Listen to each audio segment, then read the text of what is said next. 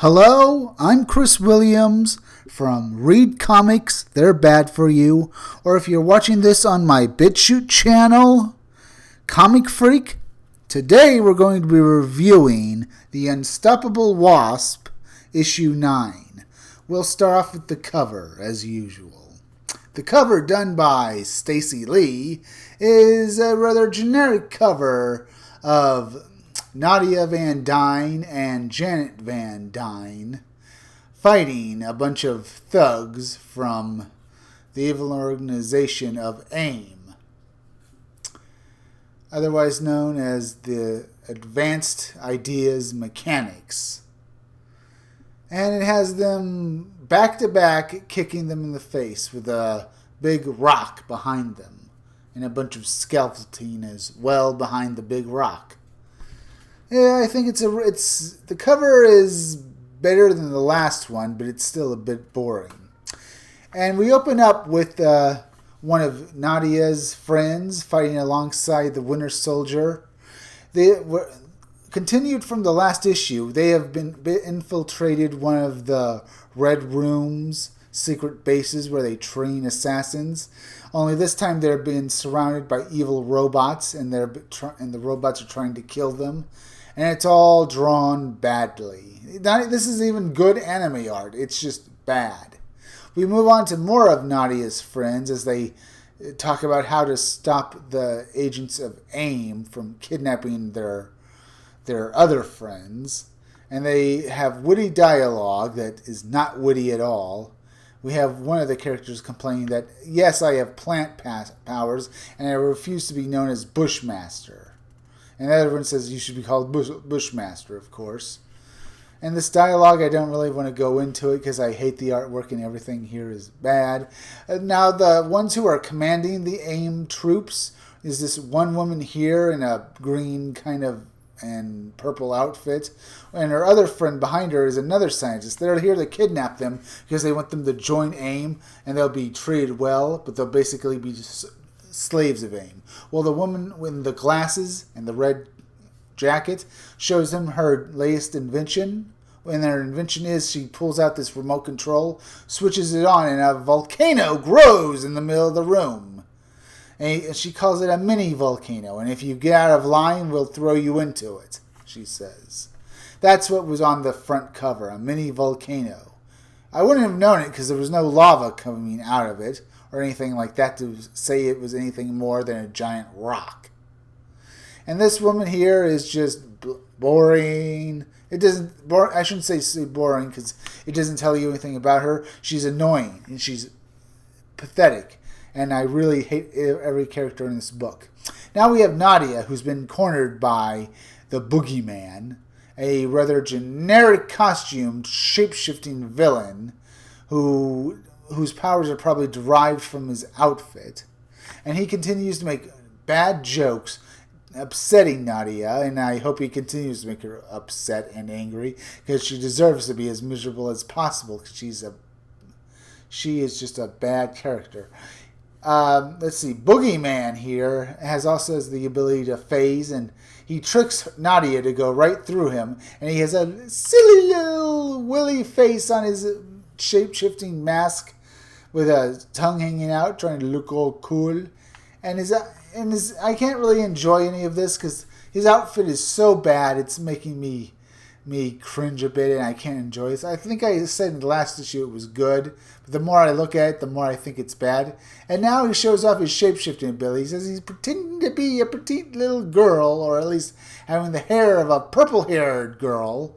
And he looks trying to sound so witty and cool, saying, "Tee-hee, the real hero, is she okay?" And I just die a little inside reading that dialogue while Nadia says, "Why do you enjoy other people's pain?" Well, I can't say for anyone else, but, well, I can't really enjoy this either way. I don't want to enjoy anything from this comic book. And we see the Boogeyman shape-shift into various people she knows, including her mother, who you've barely had any contact with throughout your whole life, so why should you care, Nadia? I ask you, why should you care about this? This is boring. This is bad. She abandoned you to the Red Room, so why do you care? And Nadia gets angry and tries to once again punch the boogeyman. And he phases again, he grabs her by the back of the head, and then he commences to start beating her up and bashing her around. Because she's stupid enough to keep doing the same thing over and over again. Hoping it'll prove a different effect. Now, I have to say this issue. The artwork here by Guru is basically the same artwork we've seen in the last issue done by Malorti Femishia, as well as other artists who've worked on this book. They are artists on this book look exactly the same. I would say that Guru and Multi Femishia are exactly the same person, but they have different names. Here we can see Boogeyman with a smiley face grabbing Nadia and bashing her with the back of her head into the side of the wall, while he says another insult to her. Here we have Janet Van Dyne fighting Whirlwind, and he says, oof, and we see her being awesome, even though she's a woman, and she's kicking a guy in his armored chest. Yes, he's 2 feet taller than you, and you hit the one area of his body that's completely covered in armor. Not his arms or his legs, where there's just his fabric and stuff. No, you kick that.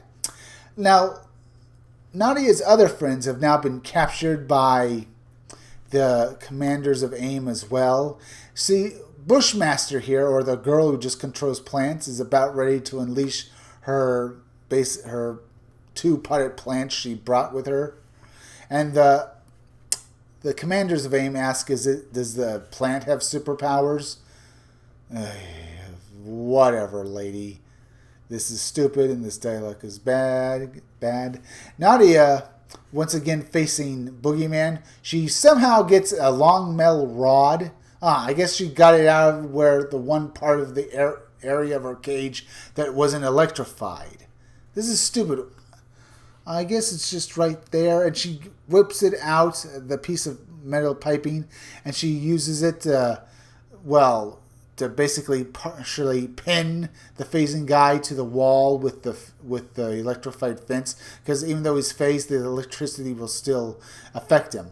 Nadia's eventually gets out of that, and we go over to Janet Van Dyne, who's just defeated Whirlwind. She punches him again, even though he's unconscious and probably can't hear her, saying that if he ever bothers her again, she'll do something bad to him. Well, she'll kill him or beat him again, even though he can't hear her. And it's stupid, and the artwork is bad. Now, Janet, who's just done with Whirlwind, runs into one of Nadia's friends, the one who controls plants. But it turns out that's actually Boogeyman. Because as I've said before, as Nadia was using that piece of metal, she basically shocked him unconscious, causing the cage to become unraveled and laying her out.